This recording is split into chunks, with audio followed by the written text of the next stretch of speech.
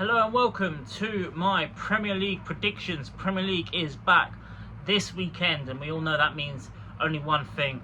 I'm going to try and predict every single position in the Premier League table, which is almost an impossible feat to do, of course. But we're going to start from the bottom to the top, and there might even be a few surprises in there, so stay tuned for that. But before we do carry on, make sure you like this video, stay subscribed to the True Gooner YouTube channel to never miss an upload. So as follows, in the bottom three we will have rock bottom. I'm going to go for Sheffield United. Now, reasoning behind this is that they have just sold Ndiaye. I believe that's how you pronounce his name. Apologies, Sheffield United fans, if you are watching and I am pronouncing this very wrong. Apologies. And of course as well, Sandon Berg to Ndiaye's going to Marseille, which is a more respectable team, potentially could qualify for the Champions League. You can understand that. But Sandon Berg they've just sold for probably just about less than £15 million to Burnley, a team who also has gone up this year, were champions of the Championship, and could well be a dark horse to do really well this year. That's a little sneak peek of what's to come. But they've sold their best players and they've just joined the Premier League, which is not really the best of signs. But for me, Sheffield United are my team at the bottom. In 19th place, might surprise a few, I've gone for Wolverhampton Wanderers. That's why Wolves have gone to go down after their long stay in the Premier League. Julian Lopetegui has parted ways with Wolves already. Before the start of the season, it was a mutual consent. Gary O'Neill's come in, who's done a really good job at Bournemouth. However, I just think there's a lot of things going wrong, for Wolves right now. And of course, they've sold Ruben Neves, João Moutinho is no longer there, Raul Jimenez is no longer there. And I believe the only signing they've made so far in this window, correct me if I'm wrong, is a player they actually had last season that they've signed on permanent. So they haven't really strengthened, and with Wolves, they didn't really score many goals last season. I believe it was just around 35 goals they scored, which is not enough goals to survive in the Premier League. They survived last year. I don't think they'll survive this year. And now on to my final spot, 18th place in the Premier League. I have gone not for Luton Town, and I will get to that. I've gone for Everton, one of the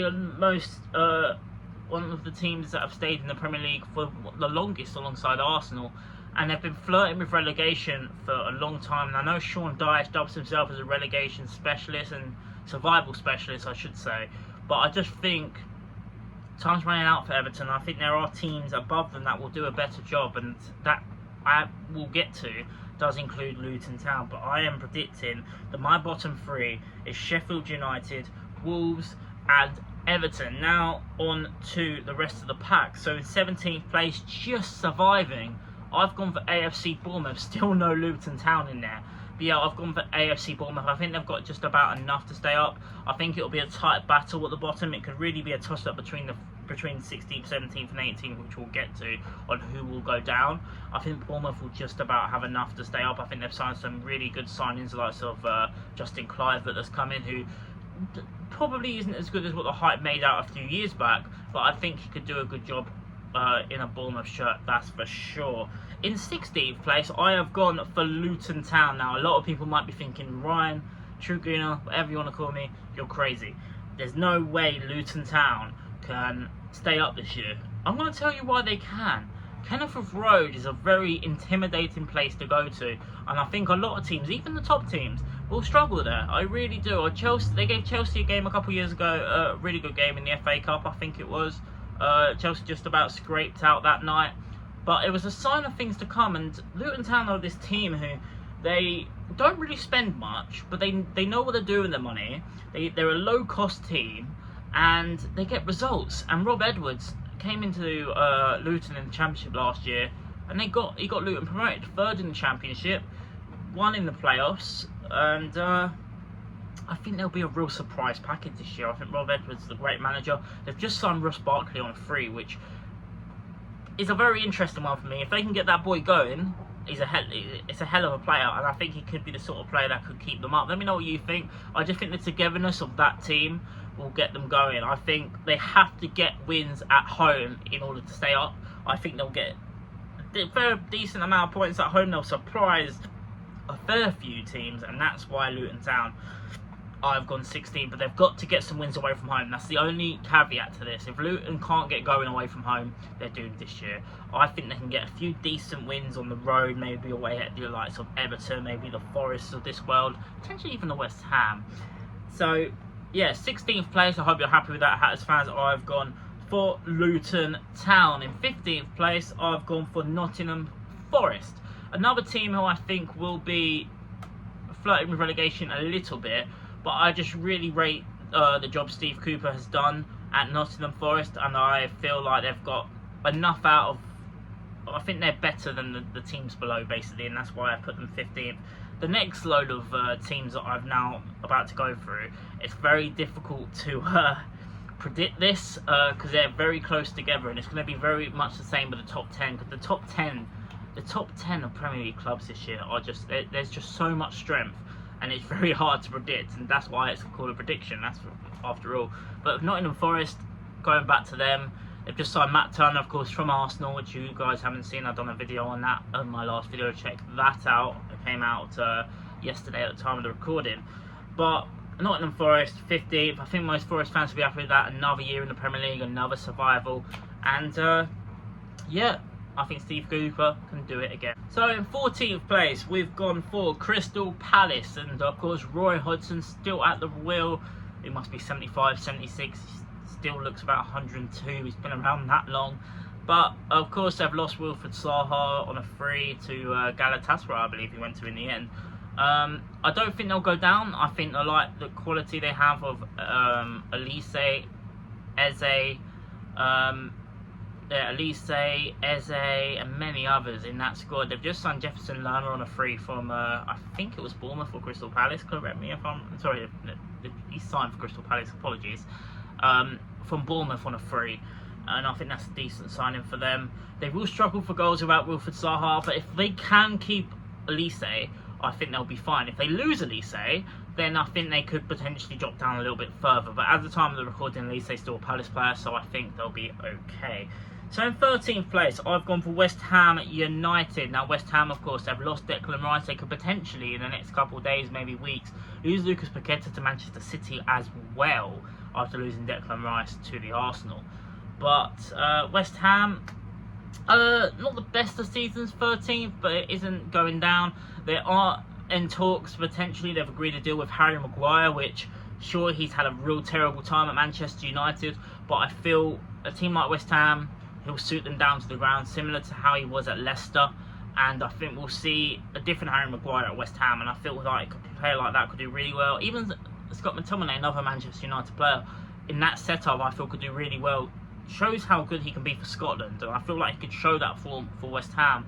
If they weren't going to make those potential signings and they weren't rumours, they could have well been one of my tips to go down. But the fact they're making those signings, as well as, let's not forget, James Ward-Prowse is having a medical as well, and we know the quality he has. It's no Declan Rice, they've also signed Alcaraz, but they're spending that money now, and that was the worry for West Ham fans, that they weren't going to spend that money. They have now spent that. They are looking like they are spending that money now. So I think 13th place West Ham, as well as the fact they won the Conference League last year, which meant they're still in Europa League. So they've got Europe to worry about as well, hence why I haven't put them any higher. So that's my reasoning for 13th West Ham. And now we get to our real surprise package of the season. I'm going for 12th place Burnley, Championship winners Burnley, Vincent Kompany's Burnley. A lot of teams will be really surprised watching Burnley this year. This isn't Sean Dyche's Burnley, this is Vincent Kompany's Burnley, and they've made some real shrewd signings. It looks like Jacob Ramsey is coming in. They've signed Sandon Berg, as I mentioned earlier. A few other decent names in there as well. I think Vincent Kompany is going to really prove his worth for Burnley, and there'll be a lot of top clubs probably going after him if they can get a spot like this, 12th place Burnley. A lot of people are tipping it as well, and I'm not surprised, because this isn't a long ball, old school Burnley over the top, get it to the lump up front and just score and just like kick players off the pitch. This isn't going to be that Burnley. They play good, expressive, exciting football. If they continue to play that type of football and they can adapt in the Prem, and not many teams can do that, but if they can, I think 12th place is a very respectable place for Burnley. So that's why I've gone 12th place Burnley. And just below the top 10, I've gone for Fulham, 11th place Fulham, another year safety in the Premier League. They've signed Raul Jimenez, who kind of went on a bit of a downward spiral after his injury, didn't really get as many goals, but I think he could do decent for them. At the moment, Mitrovic is still a Fulham player, which is part of the reason why I've put them so high. Mitrovic got most of their goals last year, and I feel like if they keep him, they'll be decent and they'll be alright. So that's why 11th place I've gone for Burnley. So now we're on to the top 10. Now, I mentioned it a little bit earlier on, but the top 10 of this Premier League season is going to be so hard to predict. All of these teams I'm about to mention have a potential shout to potentially even fight for Europe with the Conference League spot now. There's just so much quality in this league this year, particularly this top 10. The bottom 10 maybe not so much, but the top 10, honestly, from 10th to 5th, or even probably 10th to 4th is a toss-up. It really is, guys. I really can't lie.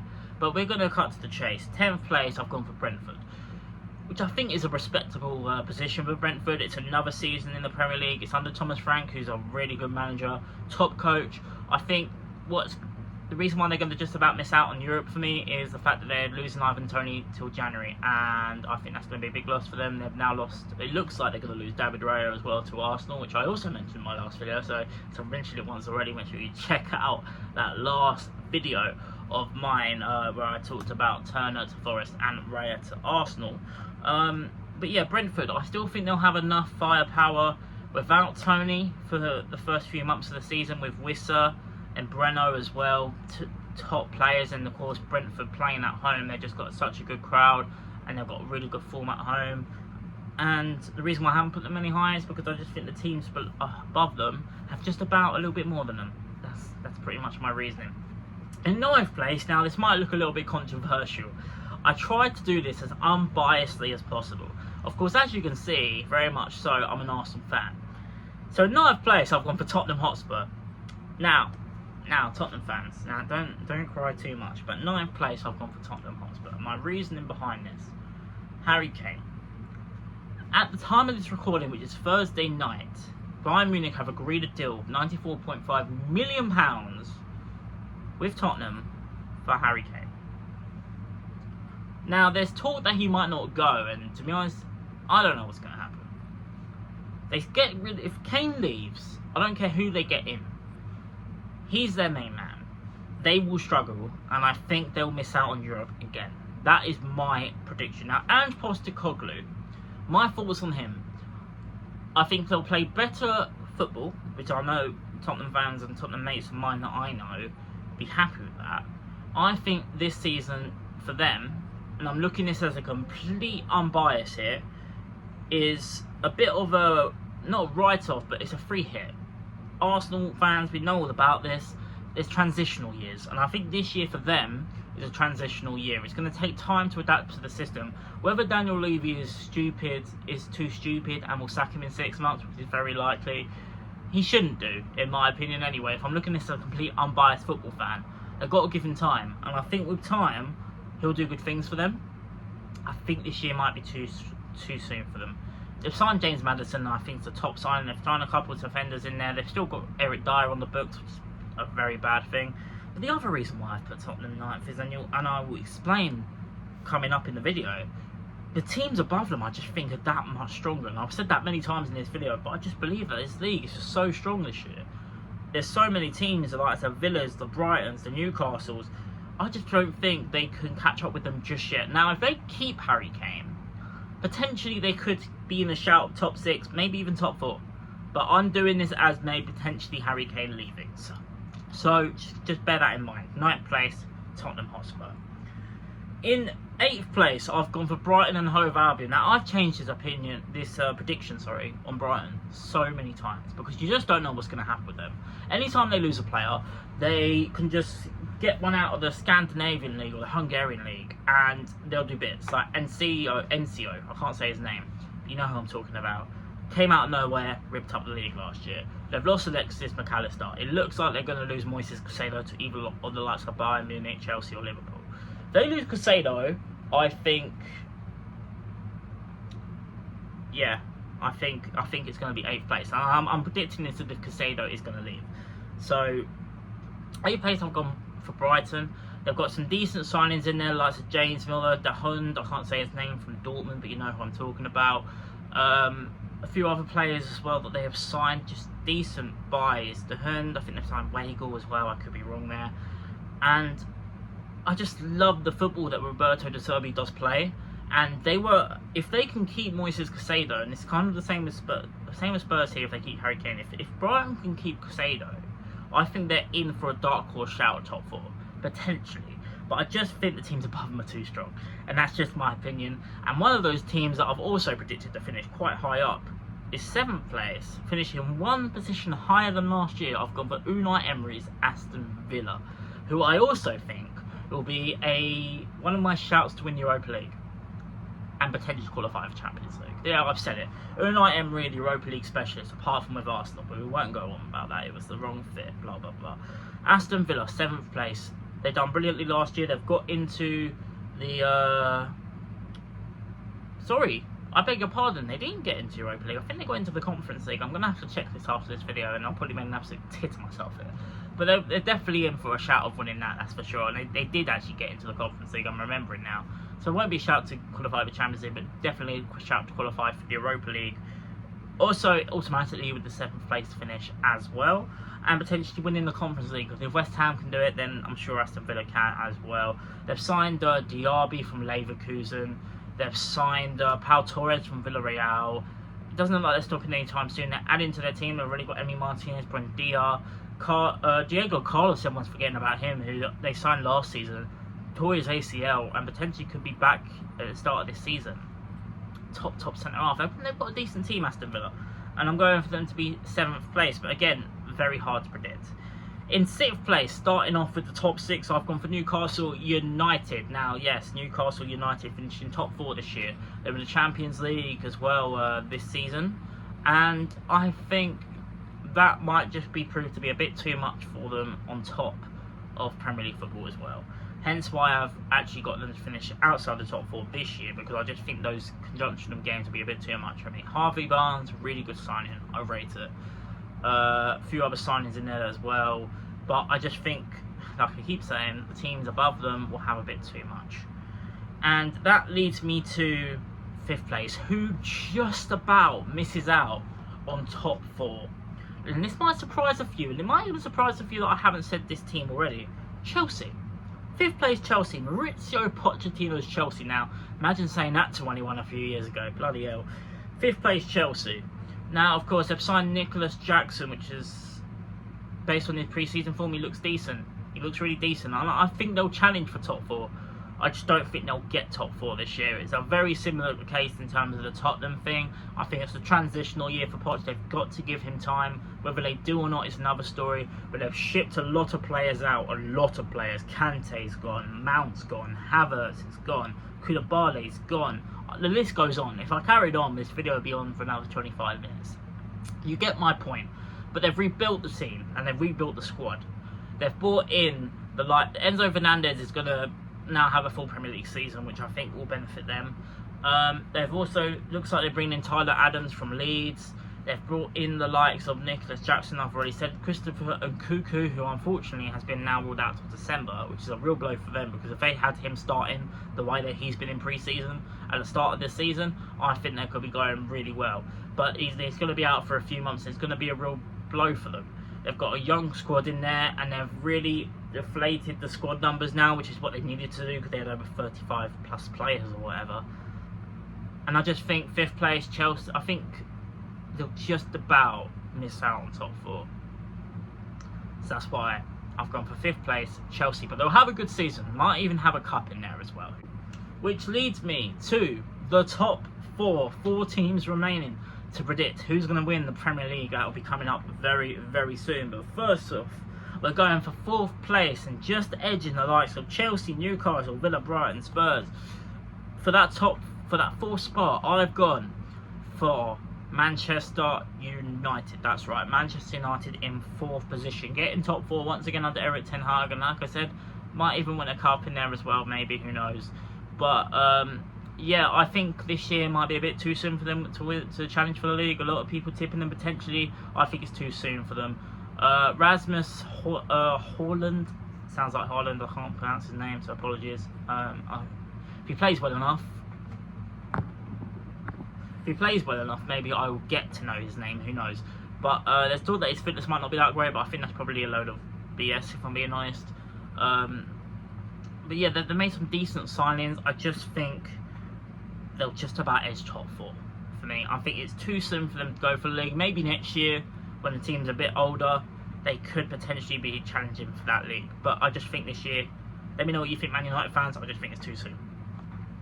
Third place, I've gone for Liverpool. Might surprise a few people. Third place, Liverpool. They haven't even got a holding midfielder in. They've lost their captain, Jordan Henderson. They lost Fabinho. They've lost Firmino. And, yeah, it might not be looking good for them, but they've signed Alexis McAllister. They've signed, I'm not even going to pronounce his name from RB Leipzig, Dominic, so he tries to anyway. Dominic Bolaski, I can't say his name, apologies. But you know who I'm talking about. There's talks that they could potentially be hijacking the Caicedo deal, and if they sign Caicedo, then I think third is absolutely nailed on for them.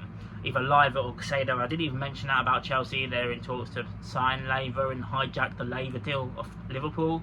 And now Liverpool are in talks to hijack the Caicedo deal of Chelsea. It's been a mental transfer season, not just for Arsenal, but just all around the Premier League, really, and all around the world. It's just been mental this year. But anyway, I'm digressing. Third place, I've gone for Liverpool, which leads us to the top 2 now. Of course, I'm an Arsenal fan. I want Arsenal to win the league. I'd love Arsenal to win the league. In first place, I've got for Manchester City. Yep, that's right. We'll get to that in a minute. Second place, Arsenal. So, my club, the Arsenal, second place. Now, a lot of people thinking, what would that mean for Mikel Arteta? I don't think it means anything. We've added to this team Declan Rice, Jurriën Timber, Kai Havertz, David Raya potentially.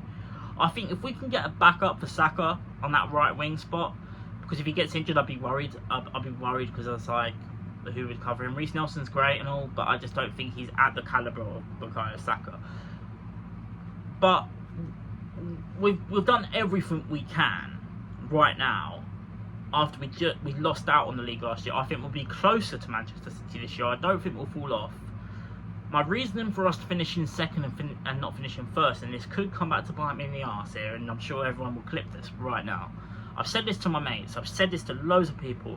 We're back in the big time. You see that? You see that right there? We're back in the big time. We're back in the Champions League next year. And my reasoning for us finishing second is I actually think we might have a better chance of winning the Champions League than winning the Prem. And there's a reason for that. Champions League is a knockout game. You can get a bit of luck in there with who you draw. Chelsea won it a couple of years ago. They didn't have the best squad. A lot of teams have won this competition and not have the best squad. If we get to a point next season, potentially, I don't know, March, April time, and we're in the quarterfinals or semi-finals of the Champions League, and maybe we're 5 points off City, there could be a choice of potentially prioritising a Champions League at Wembley, a place where Mikel Arteta has not lost in his player career or in his managerial career with the Arsenal. 12 times, 12 victories. Now, I'm not saying we're going to win the Champions League. I just think we've got a better chance of winning that than winning the Prem this year. I just think over 38 games, Manchester City are too strong. And yes, I am predicting Manchester City to win 4 league titles in a row. That leads us to Manchester City. Champions once again, Manchester City. Now, if I got this prediction wrong and Arsenal won the league, then I would be absolutely ecstatic. I'm trying to do this from a completely unbiased point of view. It would have been easy for me to predict Arsenal to win the league. I've just potentially said we could have a better chance to win the Champions League. It doesn't necessarily mean they're going to win the Champions League. Let me just clarify that. But on to Manchester City. Have they weakened their squad? Absolutely. Gundogan has gone. He's a big player for them, but it looks like Kyle Walker is staying at Manchester City. Haaland, Erling Haaland, let's not forget. Was it 36, 37 goals in the Premier League? Stupid numbers. Absolutely stupid. Definitely get the Golden Boot again this year. Let's just not sugarcoat that straight away. He'll get the Golden Boot again this year. They've brought in Mateo Kovacic. They haven't really brought in many other players in there. There is an argument that potentially they've got a weaker squad than what they had last year, which is also the reason with Arsenal strengthening, I think we'll be closer to them this year. I think it'll be very close between Manchester City and Arsenal. I think a lot of teams won't expect that. I think it could be between 2 points, and it just goes to show with Manchester City's experience and getting over the line under Pep, I think they're going to do it and be that team to win it 4 years in a row. Not many teams have done that. I don't think any team has even done that, even Manchester United in the last 25 years. But that is my Premier League predictions. I've gone for Manchester City to win the league, Arsenal narrowly missing out, maybe because they're going on a Champions League dream. Who knows? Let me know what you think in the comment section down below. Let me know in the comments your predictions for the Premier League season. The Premier League is back this weekend. I cannot wait to be back for Nottingham Forest at home, and I hope you guys can join me for the ride. Like this video if you've enjoyed, subscribe if you're new. I've been the True Gooner. Thanks for watching.